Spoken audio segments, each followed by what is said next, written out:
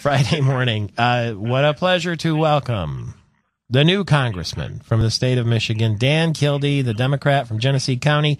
He was the treasurer there, and he's from Flint Township, and his uncle, Dale Kildee, held the seat since 1977, but he was elected after Dale stepped down and was sworn in yesterday by House Speaker John Boehner. Welcome back to the program, and congratulations. Thank you very much. It's good to be back on. Can you describe what the day was like, what the moment was like when you were sworn into Congress? Well, it was something that was just beginning to sink in now. It was an experience that I've been waiting for a long time. On a personal level, sitting on the floor of the House, taking the oath of office, casting my first vote, and seeing my mom and dad in the gallery and my wife in the gallery. It was just personally a moment of great satisfaction. But I couldn't help but sort of also think about the great honor it is to represent my home communities in this, really, despite its dysfunction recently and despite the obvious difficulty getting anything done, it doesn't erase the fact that that's the greatest deliberative parliamentary body, really, I think, in the history of the world. And it's just an absolute honor. I felt that honor of being privileged to sit on the floor of the House and represent my home communities there. And suddenly you get a very good table at the Palm, right? Yeah. Well, apparently, but for me, my favorite dining spots are in Flint, so I'm going to have to get on an airplane to get to those. Okay. Well, there's some good ones in D.C. too, but you'll be home a lot, back and forth. And speaking of Flint, I wanted to ask you, I saw that Flint was the number 3 most dangerous city in the country, and according to a new list, and Saginaw was right behind it, and then Detroit and Inkster were also in the top 10. That has got to bring you, that sort of news, great despair. It does. It's honestly, it's something that people who live in Flint and myself and others who have worked in Flint have been aware of, for a long time. Wherever we end up on those lists is really of little consequence. We're aware that Flint and many cities like Flint have been left behind for a long time.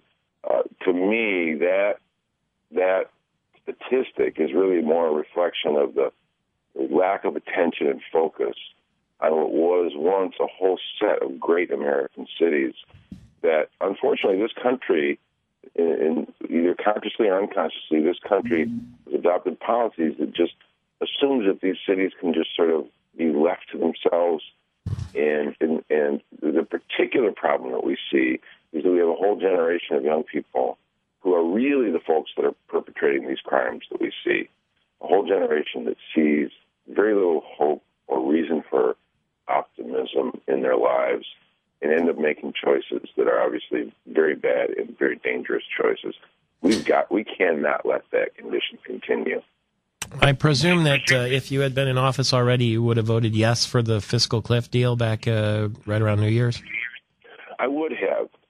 Obviously, just about every piece of legislation that will come in front of me is imperfect in one way or another. These laws don't come from Mount Sinai; they come from Capitol Hill. So there's a degree of imperfection in all of them.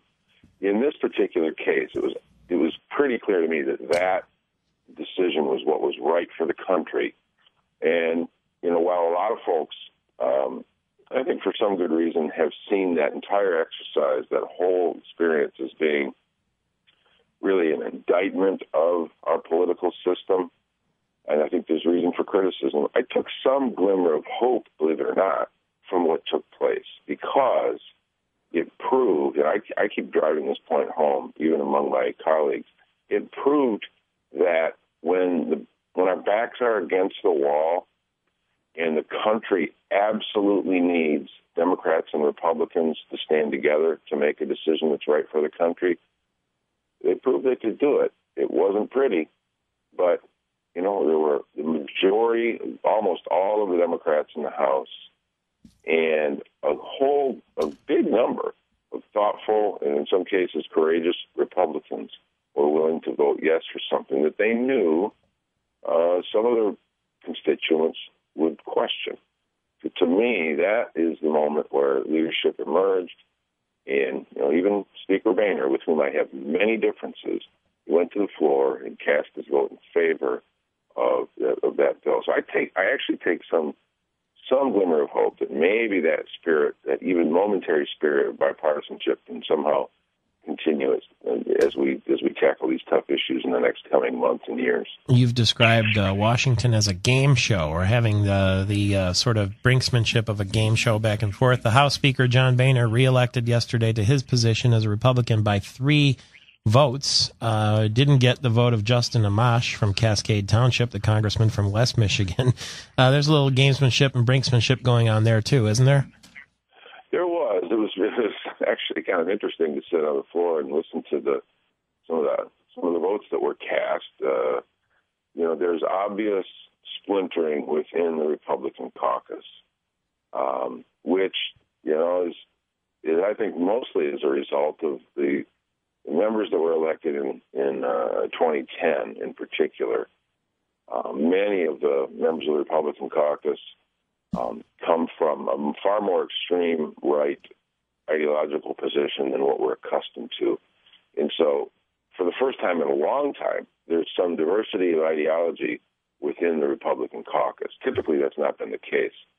And so, Speaker Boehner has begun to exercise some authority within his caucus, and he has paid a price and has had a very difficult time corralling votes. Obviously, we saw that on New Year's Eve, where he was unable to, the days leading up to New Year's Eve, unable to put together the votes for his own so-called Plan B.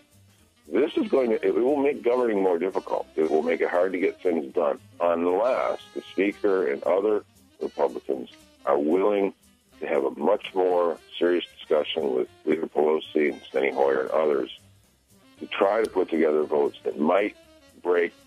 Can't wait to hear how it goes.